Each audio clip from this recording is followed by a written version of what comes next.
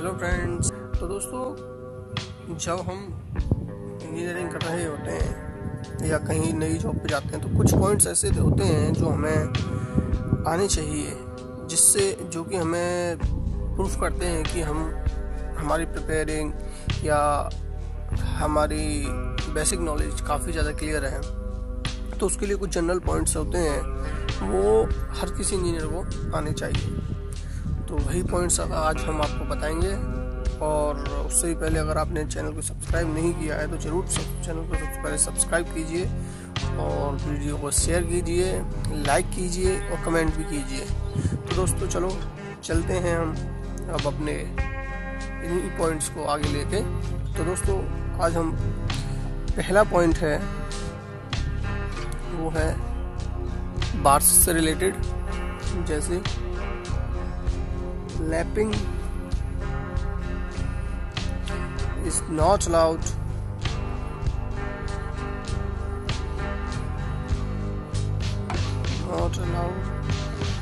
for the bars having diameter more than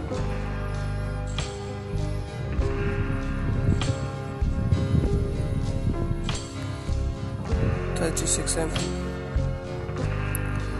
जैसे तो दोस्तों, लैप लेंथ जो है बार में, हम अगर बार 36 mm से डाया से ज़्यादा है तो हम उसको लैप लेंथ नहीं करते हैं। अब नंबर 2 आता है हमारा chair spacing. Maximum spacing is 1.00 metre और 1 नंबर पर 1 स्क्वायर मीटर। दोस्तों, जो हम अपने दोस्तों, तो चेयर जो बोलते हैं, चेयर की जो स्पेसिंग है वो कम से कम 1 मीटर होनी चाहिए, और या फिर 1 स्क्वायर मीटर के अंदर एक चेयर होनी चाहिए। चेयर बोलते हैं जो हमारी मेन रेनफोर्समेंट और जो हमारी डिस्ट्रीब्यूशन रेनफोर्समेंट होती है, उन दोनों को एक दूसरे से अलग रखने के लिए हम चेयर का इस्तेमाल करते हैं, उसको जगह पे रखने के लिए। और नंबर 3 पॉइंट होता है हमारा फॉर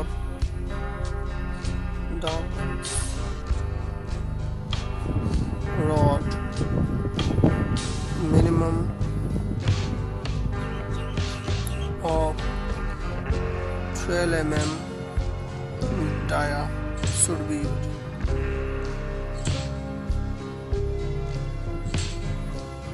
डावल्स की जो बार्स होती हैं उसका डाया कम से कम 12 mm होना चाहिए, उसका ही हम डावल्स छोड़ते हैं। डावल्स कहते हैं जो हॉरिजॉन्टल बार जो होती हैं उसको कंटिन्यूशन में छोड़ने के लिए आगे, उसको डावल्स बोलते हैं। दोस्तों, अगर आपको ये पॉइंट्स नोट करने हैं तो अपना पेन और नोटबुक लेके आएँ और उसको नोट भी कर लें। काफ़ी इंपॉर्टेंट पॉइंट्स हैं ये जो आपको पता होनी चाहिए। नंबर 4 पॉइंट आता है हमारा chairs minimum of 12 mm dia bars. जो चेयर बनाने के लिए जो बार्स होती है कम से कम 12 डाया की होनी चाहिए। अगला आता है लॉन्गिट्यूडिनल रेनफोर्समेंट।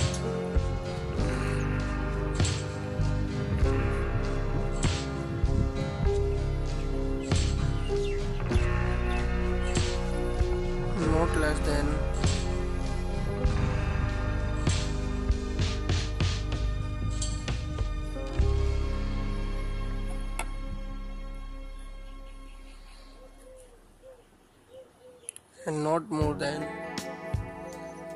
6%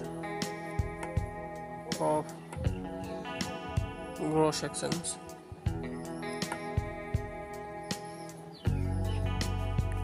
दोस्तों, लॉन्गिट्यूडिनल एनफोर्समेंट जो होती है वो 0.8% से कम ना हो और 6% से ज़्यादा ना हो। तो इसका अगला पॉइंट है हमारा minimum bars for square column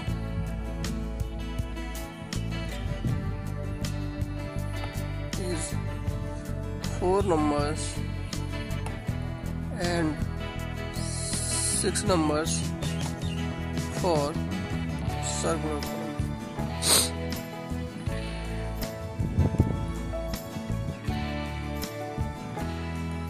तो दोस्तों ये है जो हमारी स्क्वायर कॉलम जो होता है उसमें कम से कम 4 बार होनी ही चाहिए, और जो सर्कुलर होता है उसमें कम से कम 6 नंबर्स ऑफ बार्स होने चाहिए। नंबर है हमारा main bars in the slab, main bars in this slab shall not to be less than 8 mm high heel stand deformed bar or 10 mm plain bar.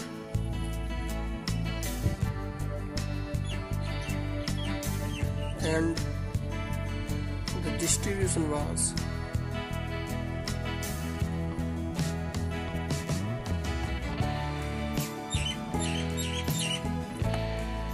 not less than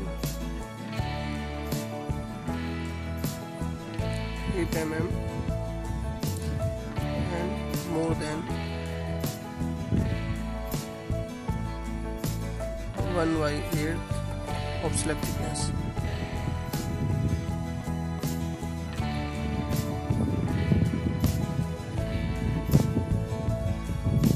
तो इसका मतलब main bars in the slab shall not be less than 8 mm high distance deformed bars और 10 mm और 10 mm plane bars.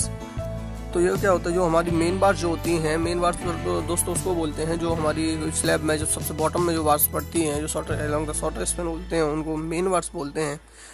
उसकी जो dia है वो कम से कम 8 mm का होना चाहिए हाई स्टील डिफॉर्म्ड बार्स में, और 10 mm का जो डाया है वो प्लेन बार्स में होना चाहिए। दोस्तों प्लेन बार्स आजकल यूज नहीं होती हैं, हाई डिफॉर्म्ड बार ही हमारे यहाँ यूज होती हैं अब, लेकिन अगर प्लेन बार यूज करते हैं तो 10 mm होना चाहिए। वहीं distribution not less than 8 mm, distribution bar जो कहते हैं, जो टॉप हमारी बार जो डाली जाती है डिस्ट्रीब्यूट करने के लिए स्पेसिंग को, उसको हम 8 mm होनी चाहिए, या फिर स्लैब की थिकनेस की 1/8 होनी चाहिए। तो दोस्तों अगला पॉइंट है मिनिमम थिकनेस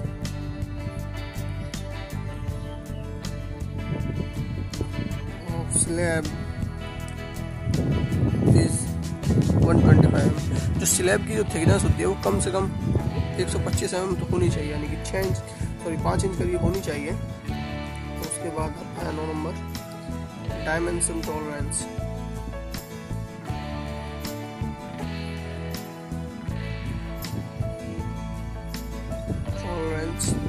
और क्यूब्स, जो हम क्यूब्स जो बढ़ते हैं कंक्रीट के, उसकी जो डायमेंशन है वो ±2 mm अलाउड होती है। टॉलरेंस जो हम कंक्रीट के क्यूब टेस्टिंग के लिए बढ़ते हैं उसकी ±2 mm टॉलरेंस अलाउड होगी। Free fall of concrete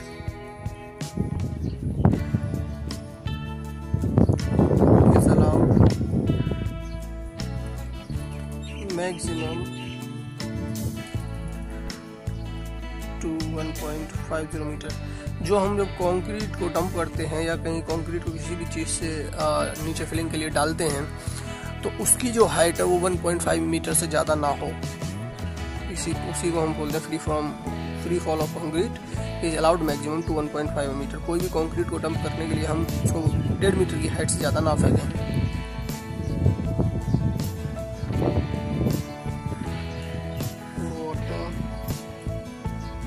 Absorption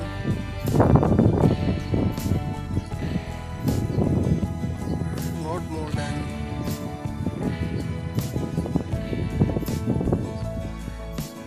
10 bricks को वाटर में डालते हैं तो उसकी क्वांटिटी है कि वो ब्रिक जो है 15% से ज़्यादा वाटर एब्जॉर्ब ना करे, 15% तक ही वाटर एब्जॉर्ब करे तो ब्रिक्स ठीक है। अगर उस 15% से ज़्यादा वाटर एब्जॉर्ब करती है तो हम उसको यूज़ नहीं करेंगे।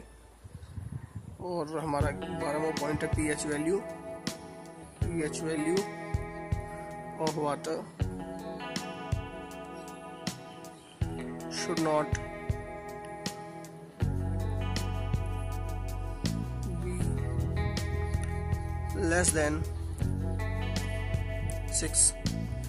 जो वाटर की प्योरिटी देखने के लिए pH वैल्यू होती है, उस pH वैल्यू वो 6 से कम ना हो। जो हम कंस्ट्रक्शन लाइन में जो वाटर यूज कर रहे हैं और उसकी जो pH वैल्यू है वो 6 से कम नहीं होनी चाहिए। अगला पॉइंट है compressive strength. Compressive strength of BRICS is 3.5 Newton पर mm स्क्वायर। ये कंप्रेसिव स्ट्रेंथ टेस्ट होता है जो कंक्रीट का भी होता है और ब्रिक्स का भी होता है। जो हम ये टेस्ट करेंगे तो इसकी जो वैल्यू आनी चाहिए वो 3.5 न्यूटन पर mm स्क्वायर से होनी चाहिए ब्रिक्स की। तो हम इस ब्रिक्स को पास होने के बाद ये यूज होगी।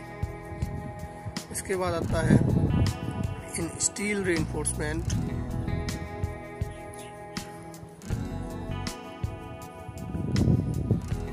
Binding wire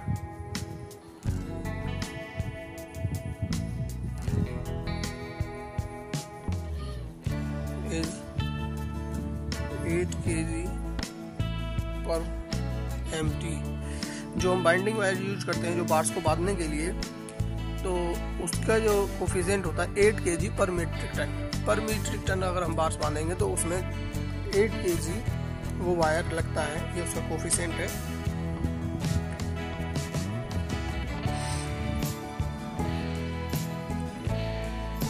in soil frame as per IS code 100 square meter should take 3 sample for core cutting test।